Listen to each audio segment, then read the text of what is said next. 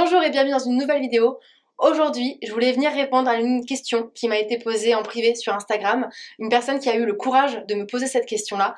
Et je me suis dit que ça pouvait être intéressant de pouvoir faire une vidéo pour donner une réponse publique. Parce que je pense qu'il y a peut-être d'autres personnes qui sont dans la même situation, qui se posent la même question, mais qui n'osent pas en fait venir poser la question, soit de peur de m'embêter, soit de peur que ce soit trop personnel, et soit tout simplement par honte de devoir avouer que on peut souffrir de crise de boulimie ou éventuellement de compulsion. Donc la question c'était comment gérer l'après-crise. Crise de boulimie ou de compulsion, peu importe, comment est-ce qu'on fait pour gérer quand on a eu une crise. Donc avant de continuer cette vidéo, si ce n'est toujours pas fait, je vous laisse vous abonner, comme toujours, si c'est toujours pas fait.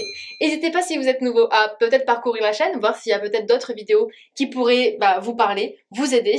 Et puis si ce n'est pas le cas, si je n'ai toujours pas abordé certains sujets, n'hésitez pas à me demander certains sujets dans les commentaires en ayant bien entendu parcouru avant la chaîne, parce que peut-être que j'ai déjà fait des vidéos sur le sujet, peut-être que j'en ai parfois parlé dans certaines vidéos sans forcément que ce soit le sujet principal. Donc qu'est-ce qui se passe en général après une crise?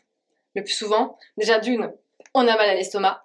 De deux, on culpabilise. Donc la première chose à savoir, c'est que vous devez être bienveillant avec vous-même. C'est important que vous puissiez être disponible, être votre propre meilleur ami pour pouvoir vous rassurer et vous permettre de vous calmer quand vous allez être dans cette phase-là de après-crise. Parce qu'on soit d'accord, il n'y a pas mort d'homme. Ce que vous venez de manger, ce sont des aliments. Ce ne sont que des aliments. Il n'y a pas d'aliment plus grossissant qu'un autre. Donc en partant de ce principe-là, ce n'est pas parce que vous avez mangé ces aliments que vous allez prendre du poids. Il n'y a pas d'aliment qui fera plus grossir que d'autres. Dites-vous que votre corps sait très bien gérer la situation. Si vous avez une trop grosse consommation d'aliments, votre corps va gérer. Il va finir par digérer et utiliser les aliments que vous venez de consommer. Alors certes, ça va demander peut-être plus de temps que si vous aviez eu un repas où vous étiez arrêté avant que votre estomac soit entièrement rempli, mais il va quand même utiliser les aliments que vous venez de manger si vous attendez d'avoir de nouveau cette sensation de faim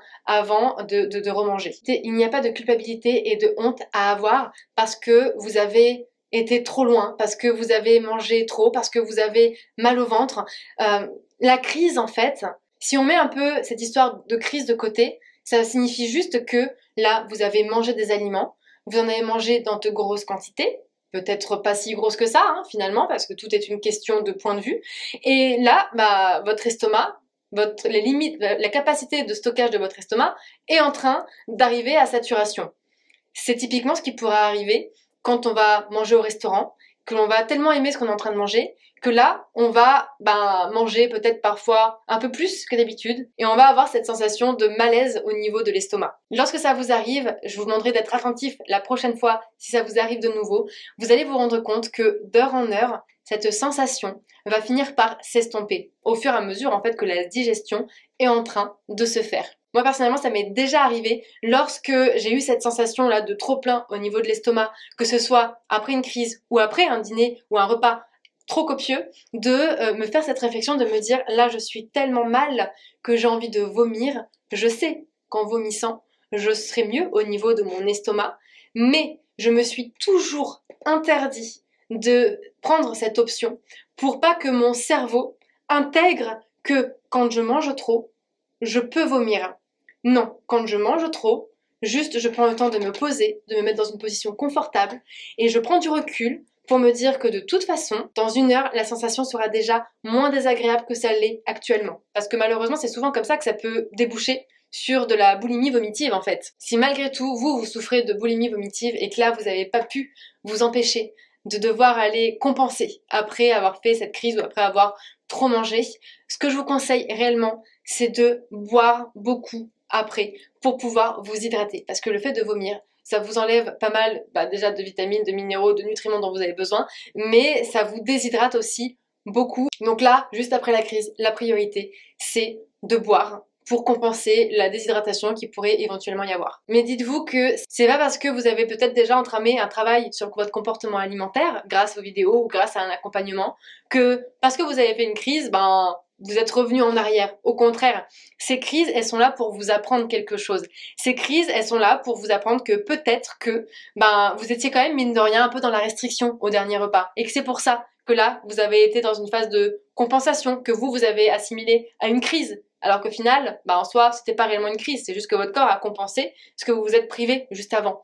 Ou peut-être que c'est juste pour vous apprendre que là, à ce moment-là précisément, juste avant la crise, il y a eu une émotion que vous n'avez pas su gérer, qu'il y a eu un aspect dans votre vie qui ne vous a pas convenu. Peut-être que c'est un problème d'affirmation de soi, peut-être que c'est un problème de confiance en soi, peut-être que c'est un problème d'estime de soi, peut-être que c'est juste un problème une mauvaise gestion des émotions, que vous n'avez pas réussi à exprimer l'émotion ou tout simplement à la canaliser. En tout cas, elles sont là pour vous apprendre quelque chose. C'est un signal comme tout le reste. C'est un signal que votre corps vous envoie pour vous dire que là, il y a quelque chose qui cloche. Il ne faut pas oublier que les rechutes, elles sont normales. Donc même si vous avez déjà commencé un travail sur le comportement alimentaire, même si vous êtes déjà suivi par un thérapeute, si vous avez une crise, c'est pas du tout que vous êtes en train de tout foirer et que vous êtes en train de revenir à la case départ. Vous êtes juste en train de continuer d'avancer. La rechute est normale. Ce n'est pas parce que vous venez d'avoir une crise que vous ne valez rien. Vous êtes toujours la même personne, vous avez toujours les mêmes valeurs.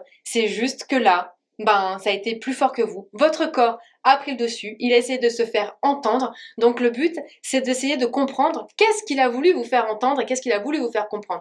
Donc ça peut être intéressant de, pas tout de suite après la crise, mais peut-être quelques minutes ou quelques heures après, ou peut-être, pourquoi pas, le lendemain, de prendre le temps de se poser en mode cocooning, détente, et d'essayer d'analyser qu'est-ce qui s'est passé en fait.